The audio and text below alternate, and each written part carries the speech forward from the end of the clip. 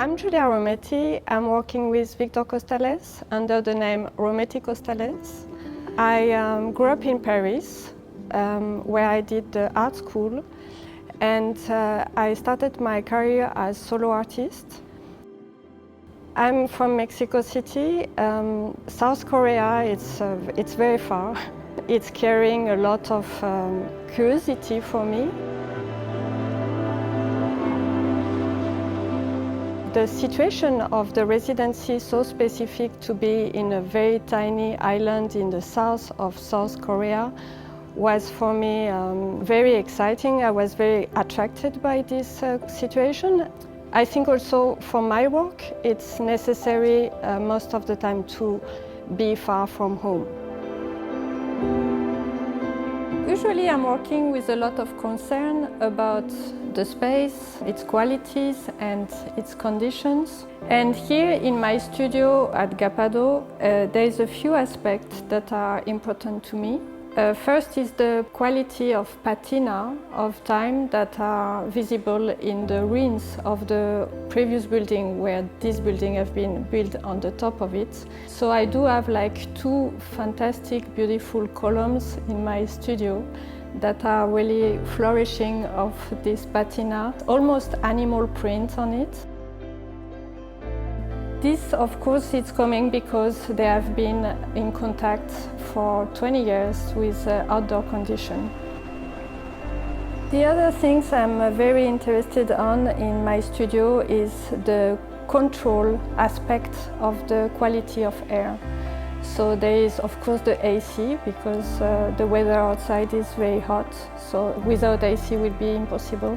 The two other machines that are very important in my studio is the machine that control the humidity. They are like artificial wind, and what I did to emphasize their presence was to hang up this plastic on the top of one of them to make its activity more present. Everywhere in the world today, the beach is also the place where the sea is bringing, in a random way, like different material. I like that there is this randomness about this material that pop up at the beach one day and another day disappear. The beach is almost like a platform for transformation, because this material that flow and drift on the sea, they also like worn out by the sea. I mean, the movement and the repetition, the cyclic operation of the waves, of the tides, this also make the material a new shape of it, reshaping this material according to the activity of the sea. Basically, what I do with the things I'm bringing from the sea is to refragment them. I assemblage them, and it's a lot of things also that are playing with this duality of natural element and artificial one.